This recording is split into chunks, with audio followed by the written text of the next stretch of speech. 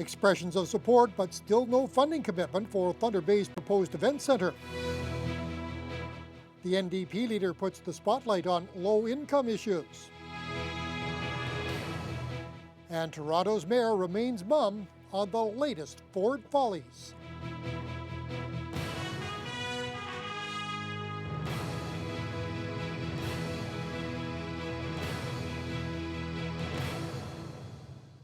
Good evening and thank you for joining us. Well, the partnership announced yesterday with some big-name players has helped move Thunder Bay's proposed event centre another step closer to becoming a reality.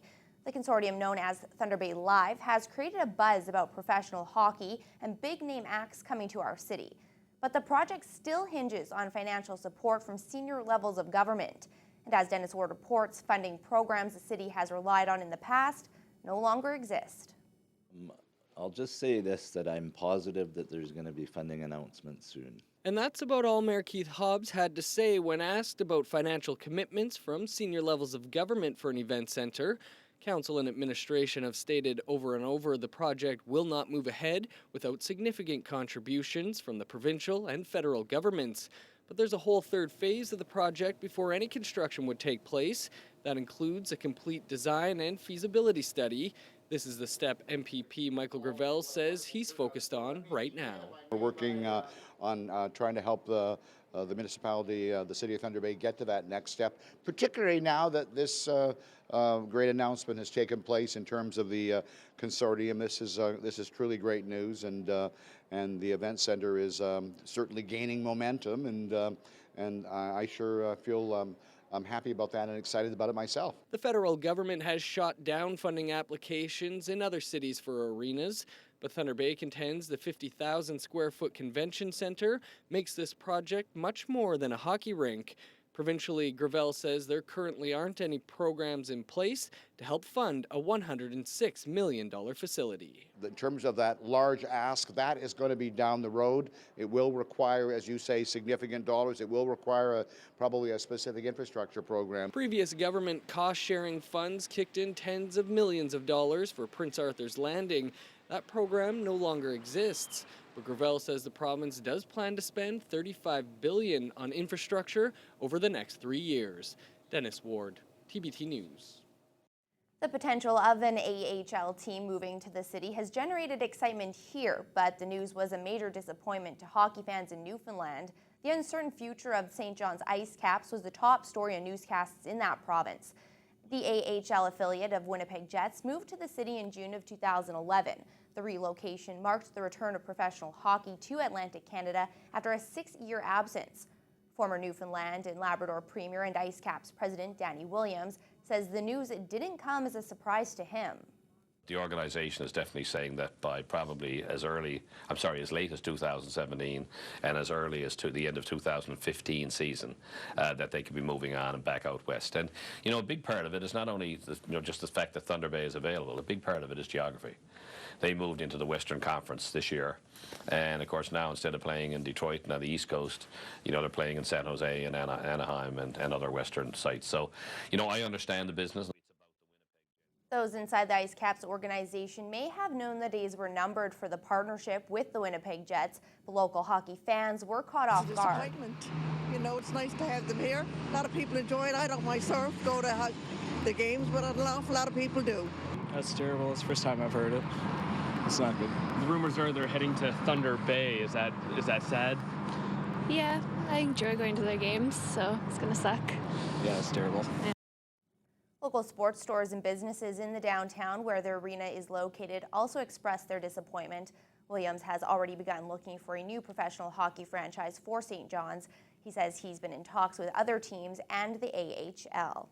Well, a kitchen table discussion for federal NDP leader Tom Mulcair during a visit to the city today. It revolved around Canada's current debt situation and the toll it's taking on cities. The stopover is part of what the NDP are calling a national affordability tour. Courtney Rutherford reports. It looks like your casual morning coffee. However, the topic up for discussion was anything but lighthearted. The average Canadian family is now taking home 7% less than they did 35 years ago. NDP leader Tom Mulcair met with MP John Rafferty and members of Poverty Free Thunder Bay. The focus was on what they call massive federal debt that's being left for future generations to deal with. Mulcair says life is becoming increasingly less affordable for Canadians, and it starts with simply swiping your debit card. The ATM fees that are $3, $4, $5 to get access to your own money, we think that that's simple gouging. There's no more than 35 cents cost to the bank for making that transaction at the ATM, and we think that a 50-cent fee would be more than fair both for the banks and for the individuals trying to get access to their own money. Last week, the NDP started an online petition about affordability issues in this country. The petition looks to halt unfair fees and consumer ripoffs. It's been only 7 days and already over 10,000 people have signed up. The chair of Poverty Free Thunder Bay, Terry Lynn Carter, was quick to put her pen to paper in hopes of life becoming easier for people living in our city. And we discussed a lot of different poverty issues, just letting them know our concerns. People just don't have enough income. Following Mulcair's meeting in Northwood, the next stop was a meeting with Mayor Keith Hobbs at the Wayland Building.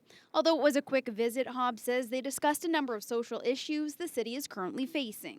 Affordable housing was one of them, and we talked about the Royal Eddie Arms building, and Mr. Mulcair agreed that sometimes you shouldn't have all your housing in one big spot. And so we talked about that building. We talked about how the federal government has to really start looking hard at affordable housing. Hobbs said it was a great opportunity to meet face-to-face with Mulcair. The next leg of his national affordability tour stops in Winnipeg. Courtney Rutherford, TBT News. With 2013 slated as a municipal election year, Northwestern Ontario leaders have teamed up to help promote women in politics. Today, over 200 women came together at the Victoria Inn to take part in a luncheon that featured a special guest who served in political office for over 3 decades. Rochelle El-Soufi was at the forum and files this report. There were a group of concerned citizens in what was then Fort William who were looking for people who would run for the school board, and particularly people who were interested in special education services for children. And they came to see my husband, which was the most traditional thing to do. And my husband said, it's not me you want, it's my wife. It was from that moment on that Lynn McLeod's political career took off. She served in elective political office both locally and provincially for 33 years. McLeod also holds the title of first woman elected as leader of the Ontario Liberal Party in 1992. McLeod was the keynote speaker at the first ever Women in Politics Forum held in Thunder Bay. I think that one of the things that's held women back in the past is that they haven't always been confident about what it is they can contribute. And so having confidence in yourself, understanding what it is you want to bring to this and why it matters, I think is the first step. The first of its kind event is designed to promote the political talent and public leadership goals of women who live in Northwestern Ontario. Although this event was focused on Lynn McLeod, it was also a great chance for women seeking advice planning their own campaign. How do we entice them? How do we support them? How do we train them? How do we educate them to be part of that council? And it doesn't just necessarily have to be the city council. It can be a tribal council. It can be a school trustee. It can be a student trustee. Results from a 2012 survey conducted by the Federation of Canadian Municipalities show that women account for more than half of Canada's population, but make up only 21% of municipal councils. In the history of Thunder Bay, only 2 women have been elected mayor, Dusty Miller from 1978 to 1990 and Lynn Peterson from 2003 to 2013. That fact alone has one Lakehead University law student looking to get more involved. I never really thought about politics until after I got into university and started being in classes about political science and things like that. And there needs to be a change in the culture at the legislature itself. It needs to move from being an old boys club to being a more inclusive environment, and it still has some ways to go in that respect. Municipal Election Day in Thunder Bay is October 27th. Nominations will be accepted until September 12th. Rochelle Soufi, TBT News. Some fireworks are expected tonight as the Canadian Lakehead exhibition holds its annual general meeting. This follows a controversy last fall that erupted when former Christmas cheer head Linda Gamby raised concerns over the organization's open bar policy. The dispute eventually led to Gamby's departure from the CLE board. It's expected tonight's meeting will include discussion over the appropriateness of the open bar. Superior North EMS is hoping a new program unveiled by the province yesterday will lead to improved services locally. Minister of Health and Long-Term Care, Deb Matthews, has announced the government will provide $6 million to support new community paramedic programs. Norm Gale of Superior North EMS is hoping to get some of that funding to develop the program in Thunder Bay. He says the idea has already been tested in a limited fashion, and Gale adds the program is important because it will help to deliver better health care while providing some relief for EMS services. What we have so far has resulted in better care in some cases and a very marginal reduction in 911 calls. There are some better developed programs elsewhere in the province, and the evidence and research from those programs indicate that there's enormous potential.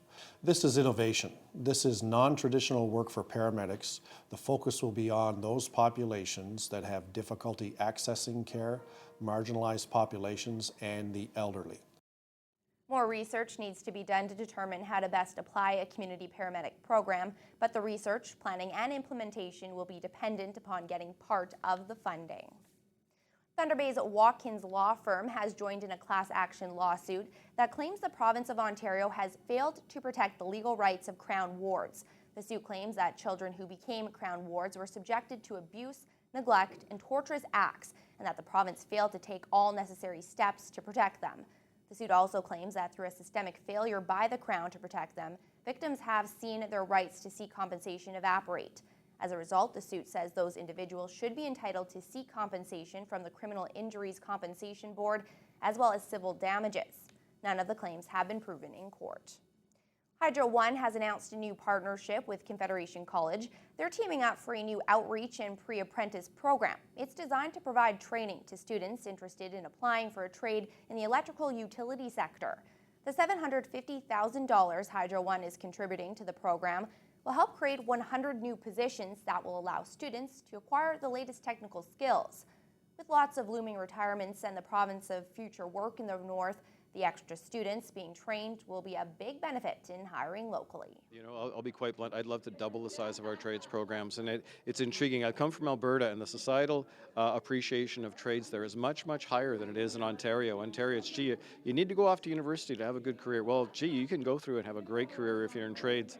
And in Alberta, that's what everybody knew. Here, we have to keep saying that over and over and over again.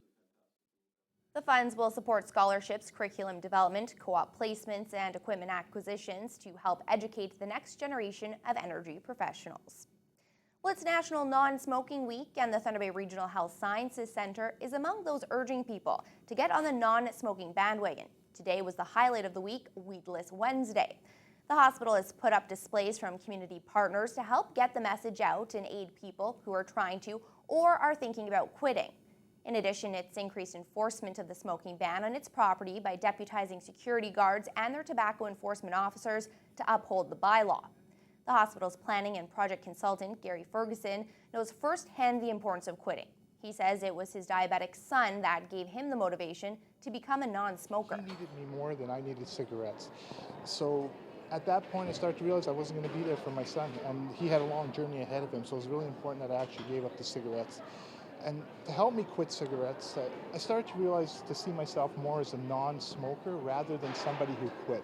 Because I started to realize that if I said I quit, I felt like I was missing something. By saying I'm a non-smoker, it provided me with the opportunity that I had control over tobacco, and I was able to do that. It's really an opportunity for us to empower and encourage individuals who are smokers to quit for one day. We understand how difficult this may be because of the powerful addiction of nicotine. The individuals we target really are anyone who is a smoker or who is interested in quitting, who has quit in the past and is looking to do that again. Ferguson has been smoke-free for 6 years and says he has been able to give his family more through the money he's saved. The hospital will continue to offer care kits for anyone who needs more information on quitting.